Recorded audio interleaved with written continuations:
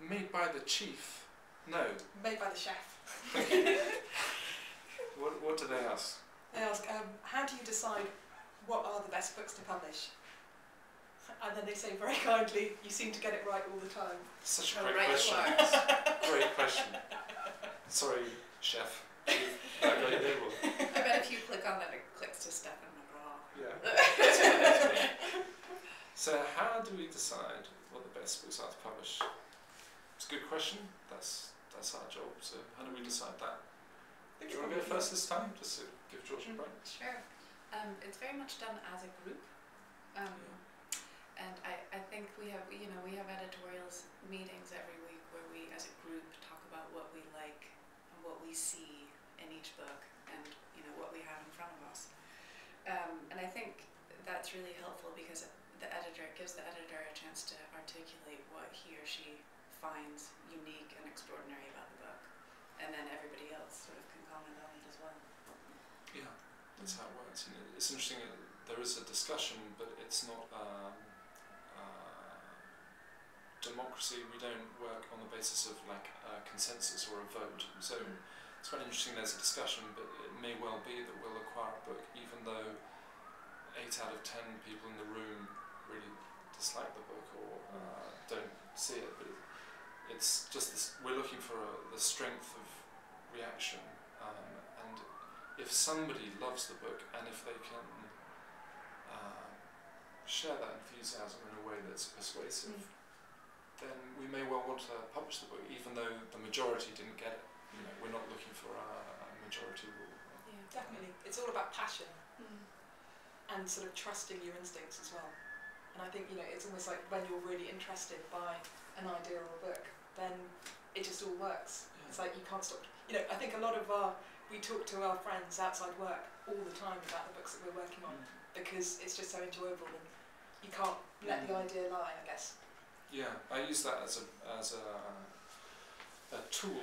If I find I've talked about a book a lot over the weekend, then I'll think, well, because one of the key qualities we're looking for in a book is talk about ability.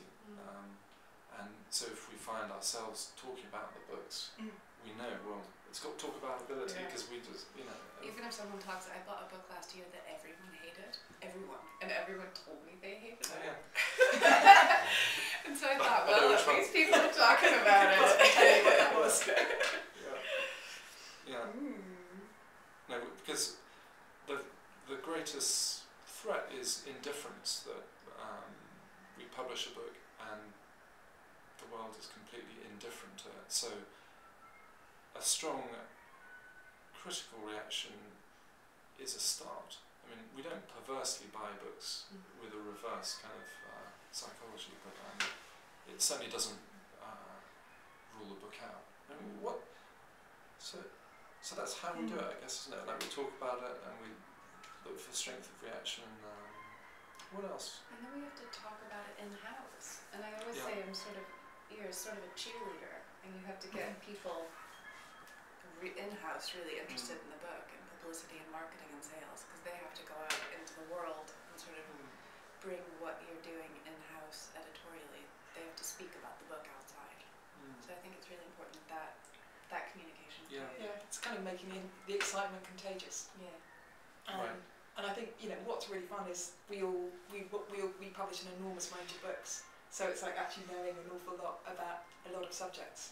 Like it's always knowing a little about a lot of subjects. I'd say. Oh, that's probably a bit more truthful. Oh, I love that. That's the thing I like most, knowing a little about a lot. I think that idea of communicating the appeal of the book is the crucial thing, because I think the difference about being a publisher as opposed to just being a fan is that when you read a book as a publisher, you may well think that was an amazing book and you loved reading it and it was great, but you read it because that's your job. Somebody gave it to you to read, and you then have to make the mental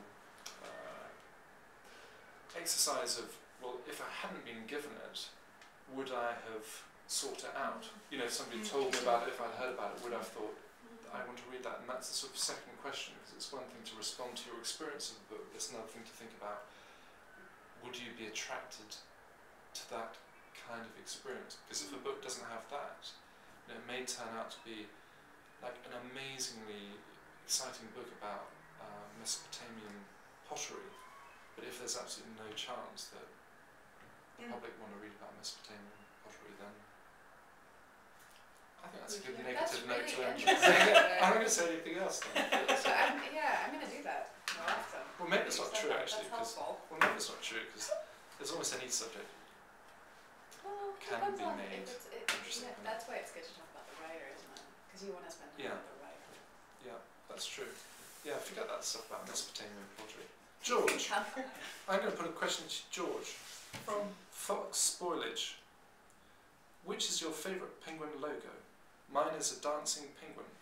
Well, I'm very glad you asked that, Fox Spoilage, because I'm in the process of setting up a new imprint within Penguin Press that's called Particular Books, and so my favourite logo is our new logo, which isn't a bird at all.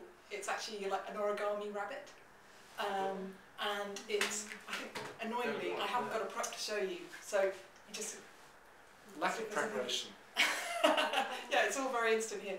But what we're trying to do in Particular Books is create inspiring, entertaining books of non-fiction where we're tackling subjects that people really want to find out more about. And so we want to sort of make this the particular book that you want to read. And so the rabbit is there because it's making interesting things out of paper. And it's just really enjoyable. So. And Alexis, you were going to tell us about which author would you be most likely to survive a Lord of the Rings? Oh, I see. Lord of the Flies. Lord of the So you've got Climbing Flies. Mordor. I get it. It's sort of a standoff.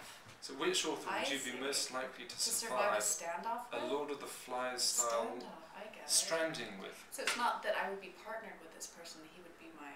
He or she would be my competitor. And I think that kind of is it, because you're surviving it with them rather than against them. it's So I not- think it is. Well, I'm going to pretend I'm competing with them. So I think that's more interesting. Who would I beat? Jane Austen. She'd be awful. Why? Because if you take her out of like the house, which she never left, she would have no idea how to survive. I leave that with her. And I love Jane Austen, by the way. Thank you very much, Twitter friends. Goodbye. Thank you, followers.